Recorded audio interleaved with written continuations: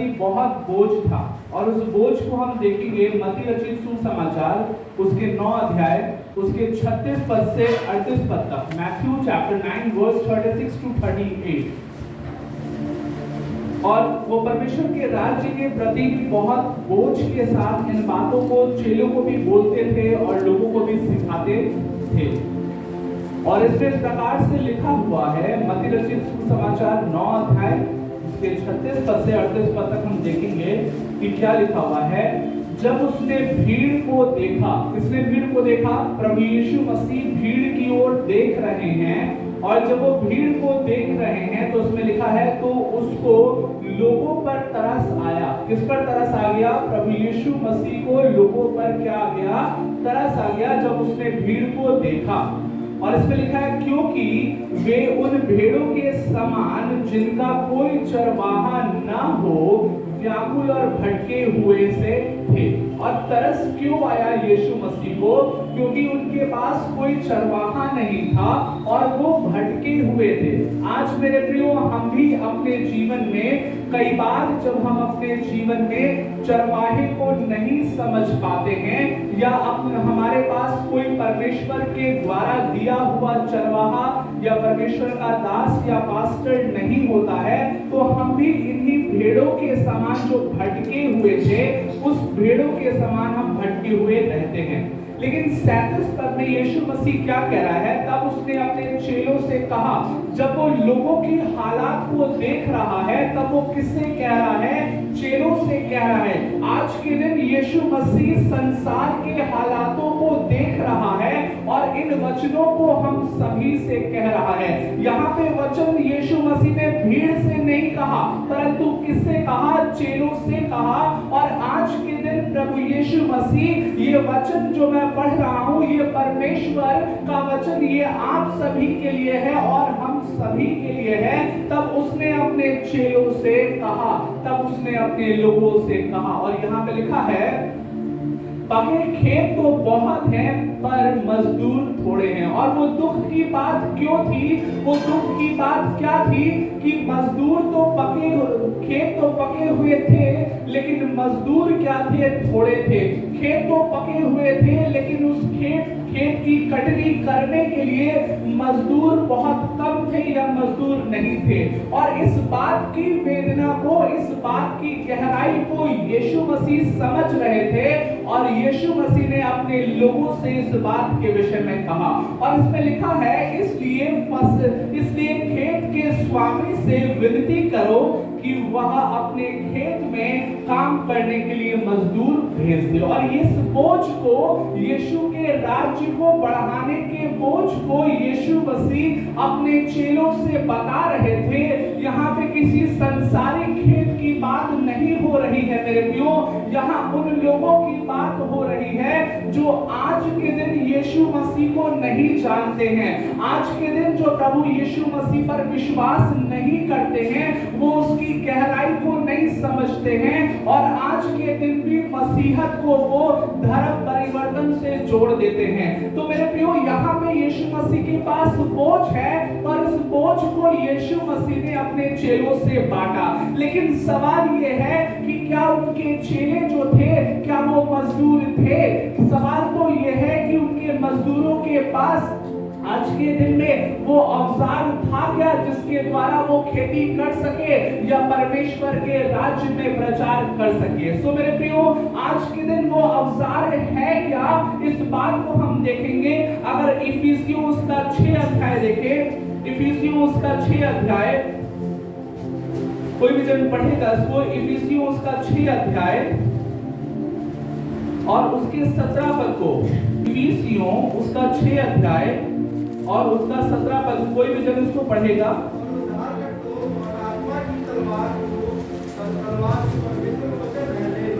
हाँ, क्या लिखा है? आत्मा का तलवार या आत्मा की तलवार जो परमेश्वर का वचन है, उसे क्या करो? ले लो। अगर आज के दिन में हम मजदूरी करना चाहते हैं या आज के दिन में हम कटनी करना चाहते हैं, तो हमारे पास वो पवित्र आत्मा का होना जरूरी है। हमारे पास जब वो पवित्र आत्मा आएगा तो हमारे पास परमेश्वर के वचन को वो सिखाएगा और तब आज आज के दिन हम क्या कर सकते हैं? आज के दिन हम कटनी कर सकते हैं और परमेश्वर के राज्य को आगे बढ़ा सकते हैं और परमेश्वर के राज्य में खेती कर सकते हैं। लेकिन मेरे प्रियो, आत्मा का मिलना यीशु मसीह ने पहले से ही अपने चेलों से ये प्रतिज्ञा कर दी है। आज के दिन हम ये देखते हैं यूहन्ना 14 अध्याय और उसके 16 और 17 पद में प्रभु यीशु मसीह अपने चेलों से ये कह रहे हैं कि मैं चाहता हूं कि तुम मजदूर बनो, मैं चाहता हूं कि तुम कटनी करो, लेकिन तुम्हें कटनी करने के लिए मैं एक तलवार दूंगा, मैं हथियार दूंगा, मैं औजार दूंगा। और वो औजार कौन है? वो आत्मा है और साथ ही में परमेश्वर का वचन है। और इसमें लिखा है यूहन्ना 14 उसके 16 और 17 पद में पवित्र आत्मा के देने की प्रतिज्ञा प्रभु यीशु मसीह ने अपने चेलों से कर दी।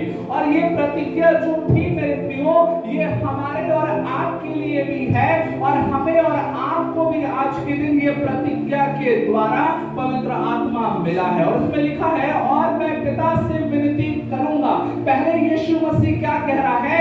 यीशु मसीह कह रहा है चेलों से कि क्या करो? पिता से विनती करो कि खेत में क्या करें? मजदूरों को भेजे। और यहाँ पे क्या कर रहा है यीशु मसीह? यहाँ यीशु मसीह पिता से विनती कर रहा है कि जो मजदूर चुने हुए होंगे उनको औजार कौन देगा? उनको औजार पिता देगा। और आज के दिन अगर हम यीशु की खेत में काम करना चाहते हैं मेरे प्रियो, तो हमें उस औजार के तौर पर, उस हथियार के तौर पर हमें पवित्र आत्मा की आवश्यकता है। और ये बातें लगभग 2000 साल पहले परमेश्वर ने हमारे और आपके लिए पूरा कर दिया है। और इसमें लिखा है मैं पिता से विनती करूंगा और वह तुम्हें एक और सहायक देगा कि वह सर्वदा तुम्हारे साथ रहे, अर्थात सत्य का आत्मा, जिसे संसार ग्रहण नहीं कर सकता क्योंकि वह न उसे देखता है और न उसे जानता है। तुम उसे जानते हो क्योंकि वह तुम्हारे साथ रहता है, वह तुम में होगा। और पिता क्या वचन क्या कह रहा है? जो पवित्र आत्मा की प्रतिज्ञा हुई है, उस पवित्र आत्मा की प्रतिज्ञा में क्या बताया जा रहा है कि जो हथियार आपको मिलेगा, जो पवित्र आत्मा जो आपको मिलेगा, जो परमेश्वर आपको मिलेगा, वो सर्वदा आपके साथ होगा और वो आपके अंदर होगा। और वो हथियार जब आपको मिल जाएगा, वो जो परमेश्वर आपको मिल जाएगा, तो आप हर समय कटनी कर सकते हैं, आप हर समय परमेश्वर के खेत में काम कर सकते हैं। वो एक ऐसा हथियार है जो स्वयं परमेश्वर है और स्वयं परमेश्वर हमारे जीवनों में वास करेगा। यीशु मसीह की ये प्रतिज्ञा थी। लेकिन यीशु मसीह जब स्वर्ग में जा रहे थे, स्वर्ग जाने से पहले जब स्वर्गारोहण होने वाला था यीशु मसीह का, उसके पहले तक ये हथियार लोगों को नहीं मिला था। ये जो कटनी करने के लिए जो औजार था, ये लोगों को नहीं मिला था। और इसीलिए चेलों को यीशु मसीह क्या बता रहे हैं? इसमें लिखा है लूका रचित सुसमाचार 24 अध्याय उसके 49 पद में, लूक चैप्टर 24 वर्स 49, इसमें इस प्रकार से लिखा हुआ है और जिसकी प्रतिज्ञा, अर्थात यीशु मसीह ने प्रतिज्ञा किसकी की थी? पवित्र आत्मा की। किसकी प्रतिज्ञा की थी?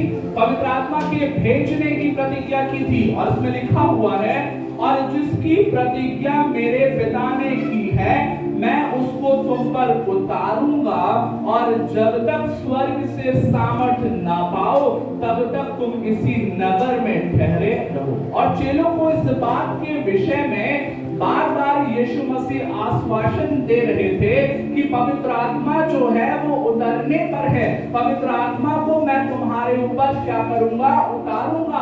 और पवित्र आत्मा जब तक तुम्हें न मिल जाए, जब तक तुम सामर्थ्य न प्राप्त कर लो, तब तक तुम यरूशलेम में टिके रहो। अर्थात ये नगर में ठहरे रहो का मतलब है यरूशलेम में। और इसका पता कैसे चलता है? क्योंकि यही बात यीशु मसीह ने प्रेरितों का काम उसके 1 अध्याय उसके 4 पद में इसी बात का वर्णन है। और चेलों से मिलकर उन्हें आज्ञा दी। किसने आज्ञा दी? प्रभु यीशु मसीह ने चेलों से मिलकर क्या किया? उनको आज्ञा दिया। क्या कहा? यरूशलेम को ना छोड़ो। किस नगर को मत छोड़ो? यरूशलेम को ना छोड़ो, परंतु पिता की उस प्रतिज्ञा के पूरे होने की प्रतीक्षा करते रहो। क्या करते रहो? परमेश्वर के, पिता परमेश्वर की उस प्रतिज्ञा के, कौन सी वो प्रतिज्ञा थी कि वो पवित्र आत्मा आएगा, वो तुम्हारे साथ होगा सर्वदा और वो तुम में होगा। उस प्रतिज्ञा के विषय में क्या कह रहा है यीशु मसीह की उस प्रतिज्ञा के होने की प्रतीक्षा करते रहो। तो क्या आज के दिन में हम भी प्रतीक्षा कर रहे हैं? नहीं, आज के दिन में जब हमारा उद्धार हो जाता है, जब हम यीशु मसीह को अपना उद्धारकर्ता ग्रहण कर लेते हैं, तो वो पवित्र आत्मा हमारे जीवन में आकर के बस जाता है सर्वदा के लिए। हमें उसके पवित्र आत्मा को पाने के लिए प्रतीक्षा करने की आवश्यकता नहीं होती। और इसमें लिखा है जिसकी चर्चा तुम मुझसे सुन चुके हो, अर्थात यीशु मसीह ने पहले से ही पवित्र आत्मा के मिलने के विषय में चर्चा कर दी थी लोगों के जीवन में, और चेलों के जीवन को चेलों को पहले से ही क्या कर दिया था? बता दिया था। लेकिन जब हम प्रेरितों का काम उसका 2 अध्याय पढ़ते हैं मेरे प्रियो, प्रेरितों का काम उसका 2 अध्याय, तो उसमें लिखा हुआ है जब पिन्तेकुस्त का दिन आया। क्या आया? जब पिन्तेकुस्त का दिन आया, अर्थात पिन्तेकुस्त का दिन जब आया। पिन्तेकुस्त के विषय में मेरे प्रियो पुराने नियम में भी लिखा हुआ है। पिन्तेकुस्त का जो एक पर्व था, पिन्तेकुस्त के दिन क्या करते थे लोग? पर्व मनाते थे, और वो कटनी का पर्व होता था। और उस कटनी के पर्व में लोग परमेश्वर को अपनी पहली फसल को क्या करते थे? पहली फसल का 10वां हिस्सा क्या करते थे? प्रभु यीशु यहोवा परमेश्वर के सामने भेंट चढ़ाते थे। इसका वर्णन कहां मिलेगा मेरे प्रियो? इसका वर्णन मिलेगा लय व्यवस्था उसका 23 अध्याय और उसके 15 पद से 17 पद तक। लय व्यवस्था उसका 23 अध्याय उसके 15 पद से 17 पद तक हमें इसका वर्णन मिलेगा। क्योंकि जो पिन्तेकुस्त का दिन था वो नया नहीं था। यहूदियों के लिए पिन्तेकुस्त का जो पर्व था वो नया नहीं था। वो पहले से ही पिन्तेकुस्त अर्थात कटनी का पर्व मनाते आ रहे थे। और पिन्तेकुस्त का मतलब होता है 50वां दिन। आज के दिन में जो हम पिन्तेकुस्त का दिन मनाते हैं वो यीशु मसीह के जी उठने से 50वें दिन को हम मनाते हैं। कितने दिन को? 50वें दिन को। कहां से 50वां दिन? यीशु के जी उठने के बाद क्या करते हैं हम लोग? 50वां दिन देखते हैं, और जो संडे पड़ता है उस रविवार को हम पिन्तेकुस्त का पर्व क्या करते हैं, या पिन्तेकुस्त का दिन हम मनाते हैं। ठीक है, तो पिन्तेकुस्त का दिन जो था वो पुराने नियम के अनुसार कटनी का पर्व था। क्या था? बोलिए सब लोग, क्या था? कटनी का पर्व था। और उस कटनी के पर्व के विषय में यहाँ लिखा हुआ है लय व्यवस्था उसका 23 अध्याय उसके 15 पद से 17 पद में लिखा हुआ है, फिर उस विश्राम दिन के दूसरे दिन से, अर्थात जिस दिन से तुम हिलाई जाने वाली भेंट के फूले को लाओगे, उस दिन से पूरे 7 विश्राम दिन गिन लेना। 7वें विश्राम दिन के अगले दिन तक 50 दिन गिनना। कितने दिन गिनना? 50 दिन। अर्थात ये जो पर्व था, आप अपनी बाइबल में जब देखेंगे तो ऊपर हेडिंग लिखा होगा कटनी का पर्व, शीर्षक दिया होगा कटनी का पर्व। 23 अध्याय 15 पद के ऊपर लिखा होगा कटनी का पर्व। और ये कब मनाया जाता था? 50वें दिन क्या किया जाता था? मनाया जाता था। और इसमें लिखा है और 50वें दिन यहोवा के लिए नया अन्न बलि चढ़ाना। तुम अपने घरों में से एपा के 2/10वां अंश मैदे की 2 रोटियां हिलाने की भेंट के लिए ले आना। वे खमीर के साथ पकाई जाएं और यहोवा के लिए पहली उपज ठहरे। तो कटनी के दिन क्या करते थे लोग? इस कटनी के पर्व में क्या करते थे लोग? यहोवा परमेश्वर को क्या करते थे? पहली भेंट का चढ़ावा चढ़ाते थे। और इसका जो वर्णन है, विवरण है, वो गिनती उसके 28 अध्याय उसके 26 पद में भी लिखा हुआ है। उसमें लिखा है गिनती उसका 28 अध्याय और उसके 26 पद में इस प्रकार से लिखा हुआ है। गिनती उसका 28 अध्याय उसके 26 पद में इस प्रकार से लिखा है, फिर पहली उपज के दिन में तुम अपनी कटनी के पर्व में, कौन से पर्व में? कौन से पर्व में? कटनी के पर्व। बोलिए सब लोग बोलिए, कौन से पर्व में?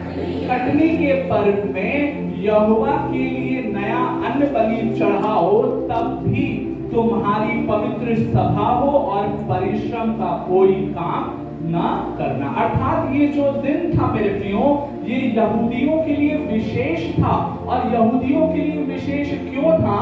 क्योंकि ये कटनी का पर्व उस दिन मनाते थे। और मनाने का जो कारण था वो मैं आपको बताऊंगा आज के दिन में। क्योंकि यहूदियों को परमेश्वर ने मिस्र देश में से छुड़ा करके प्रतिज्ञा वाले देश में क्या कर रहा था, ले जाने पर था। और मिस्र देश की गुलामी से प्रभु यहोवा परमेश्वर ने निकाल लाया था। जो दूसरी महत्वपूर्ण बात थी, जो दूसरी महत्वपूर्ण घटना थी जो इस दिन हुआ था मेरे प्रियो, वो ये था जो हम पढ़ेंगे निर्गमन उसके 19 अध्याय और उसके 17 पद से। निर्गमन उसके 19 अध्याय और उसके 17 पद से 19 पद तक। और यहाँ पे दूसरी घटना बताई गई है कि पिन्तेकुस्त के दिन में जो दूसरी घटना घटित हुई, पहला जो था वो किस लिए वो मनाया जाता है या किस लिए वहां पे यहूदी लोग इकट्ठा थे, क्योंकि वो कटनी का पर्व था। और दूसरी बात जो थी जो पिन्तेकुस्त के दिन में हुआ था वो क्या था, हम देखेंगे निर्गमन उसका 19 अध्याय उसके 17 पद से 19 पद तक। इसमें इस प्रकार से लिखा है, तब मूसा लोगों को परमेश्वर से भेंट कराने के लिए छावनी से निकाल ले आया और वे पर्वत के नीचे खड़े हुए। क्या लिखा है? परमेश्वर से भेंट कराने किसको निकाल ले आया? लोगों को। किसको? मूसा लोगों को परमेश्वर से भेंट कराने के लिए छावनी से निकाले लिए।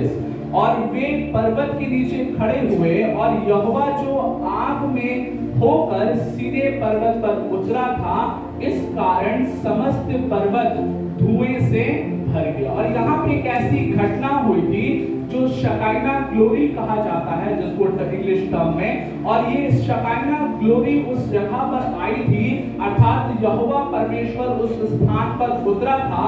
और इसीलिए 18 पद में लिखा है, और यहोवा जो आग में होकर सीने पर्वत पर उतरा था। तो जो घटना हम प्रेरितों 2 अध्याय उसकी 1 पद से 4 पद तक में हम पढ़ेंगे, वो घटना पहले भी हुई थी। और जब वही घटना आज के दिन पिन्तेकुस्त के दिन जैसे आप लोग जानते हैं कि पवित्र आत्मा इस पृथ्वी पर उतरा, लेकिन पुराने नियम में निर्गमन 19 अध्याय में जब परमेश्वर इसी दिन उतरा था तो मूसा को उसने 10 व्यवस्था दिया था। अर्थात पुराने नियम में पिन्तेकुस्त के दिन कह सकते हैं लोगों को क्या मिला था? 10 आज्ञाएं मिली थी या व्यवस्था मिली थी। और उस व्यवस्था के द्वारा किसको चलना था? यहूदियों को चलना था। लेकिन नए नियम में क्या हुआ? नए नियम में पिन्तेकुस्त के दिन कौन उतरा? पवित्र आत्मा इस संसार में उतरा। और जो घटना मेरे प्रियो नए नियम में हुआ था, ठीक उसी तरह जो घटना नए नियम में था, वैसी ही घटना जो थी वो पुराने नियम में भी हुआ था मूसा के साथ। और लोगों ने इस घटना को आंखों देखा था। ठीक है। और इसमें लिखा है 18 पद में, और यहोवा जो आग में होकर सीने पर्वत पर उतरा था, इस कारण समस्त पर्वत धुएं से भर गया और उसका धुआं भट्टे का सा उठ रहा था और समस्त पर्वत बहुत कांप रहा था। फिर जब नरसिंगे का सा शब्द हुआ और बहुत भारी होता गया, तब मूसा बोला और परमेश्वर ने वाणी सुनाकर उसको उत्तर दिया। और यहोवा सीने पर्वत की चोटी पर उतरा और मूसा को पर्वत की चोटी पर बुलाया और मूसा ऊपर चढ़ गया। और मूसा के ऊपर चढ़ने के विषय में यहाँ पे वर्णन है।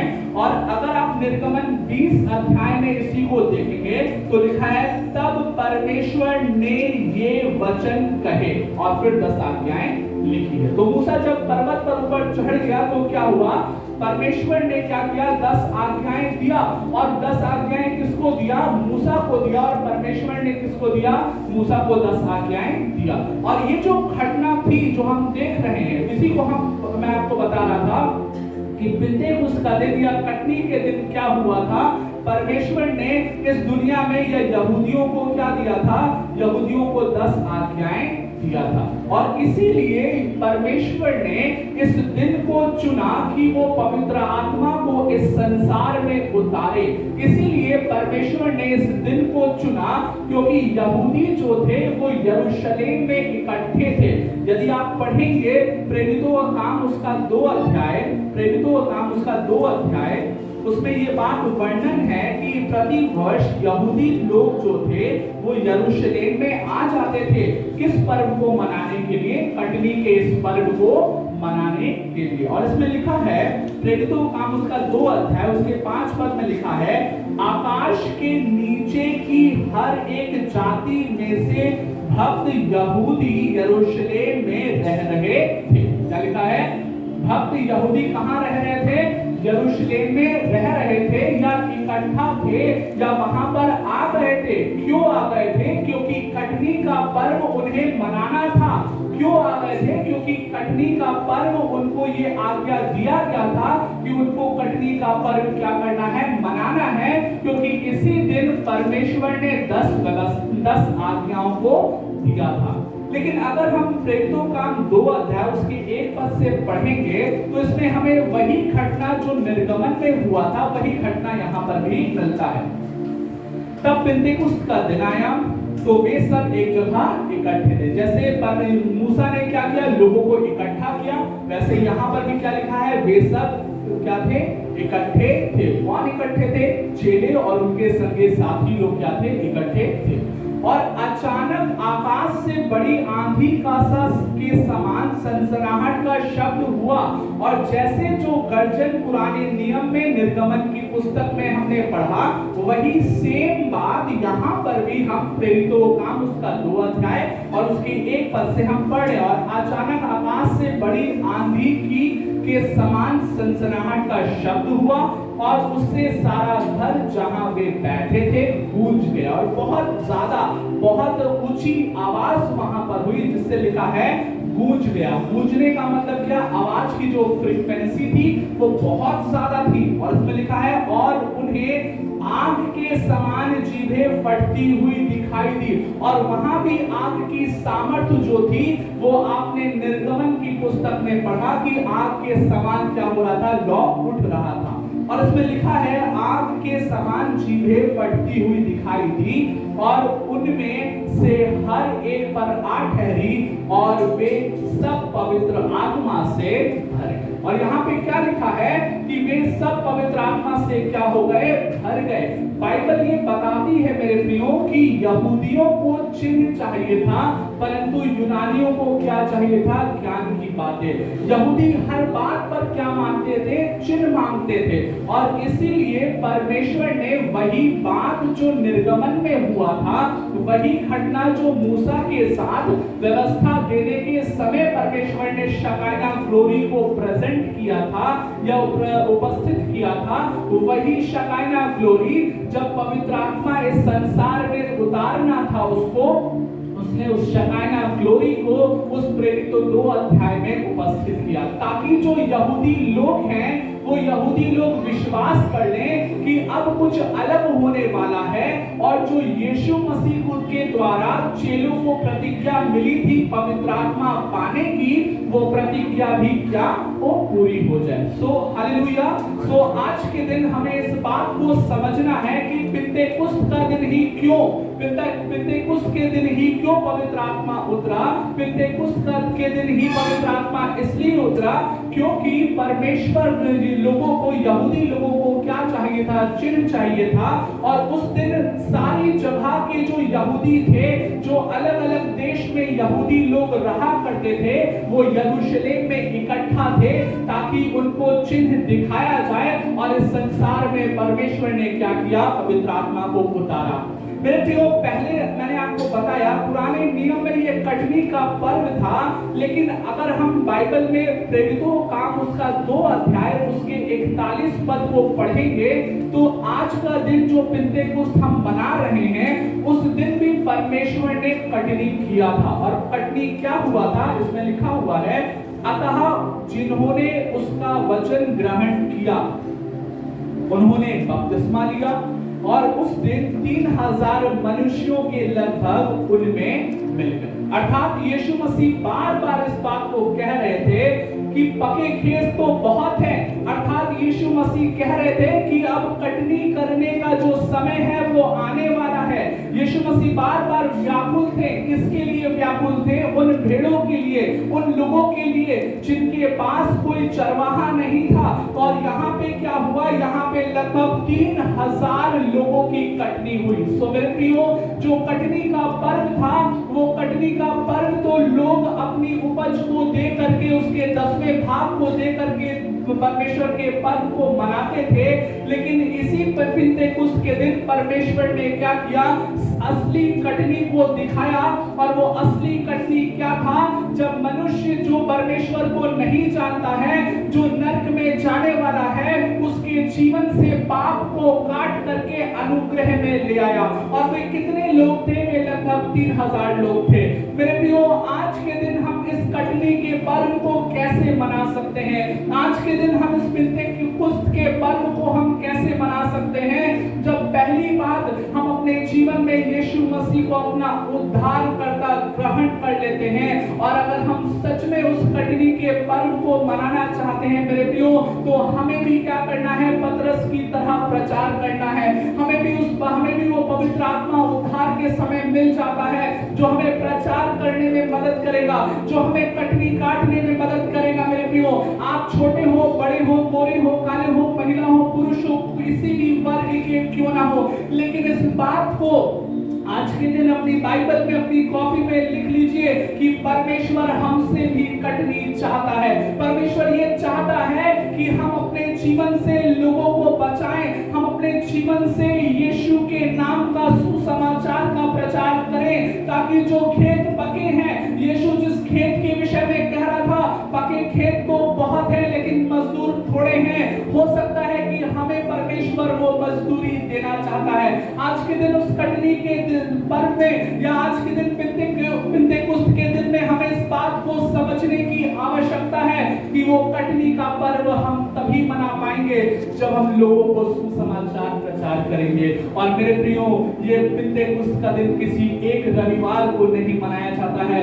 ये पिंतेकुस्त का दिन एक सच्चा विश्वासी अपने जीवन में प्रतिदिन मना सकता है। लेकिन सवाल ये है कि क्या हम भी यीशु मसीह की तरह गंभीर और व्याकुल हैं क्या?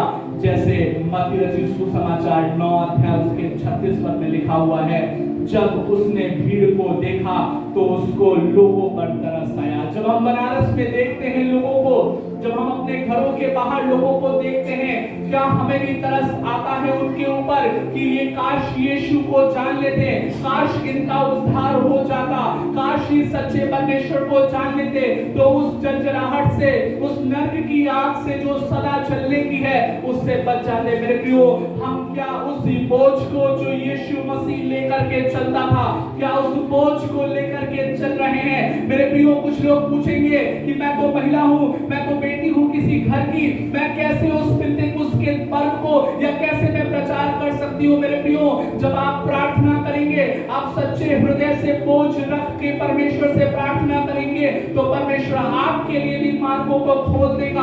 आपके लिए भी परमेश्वर ऐसे मौकों को देगा जिसमें आप पिंतेकुस्त के इस दिन के महत्व को समझेंगे और परमेश्वर के नाम का प्रचार करेंगे, जैसे पतरस ने किया और शेष चेलों ने किया। यदि आज के दिन आप अपने जीवन में इस पर्व को सच्चाई से मनाना चाहते हैं, तो आज के दिन प्रचार करना शुरू कर दीजिए, यीशु की गहराई को समझना शुरू कर दीजिए, यीशु के उस बलिदान को समझना शुरू कर दीजिए। हमें तो लगता है जब हम पिक्चर देखते हैं, मूवी देखते हैं यीशु का, या चित्र देखते हैं यीशु का, तो हमें लगता होगा बहुत आसान है, लेकिन उसके दर्द को जिस दिन समझेंगे, उस दिन आपके पांव घर पर नहीं रहेंगे, आपकी मुखें कभी, आपकी जुबान कभी बंद नहीं रहेगी। आप निश्चित तौर पर यीशु मसीह के नाम का प्रचार करेंगे, चाहे विरोध हो, चाहे लोग आपके विषय में बुरा भला कहें, आप निश्चित तौर पर यीशु के नाम का प्रचार करेंगे।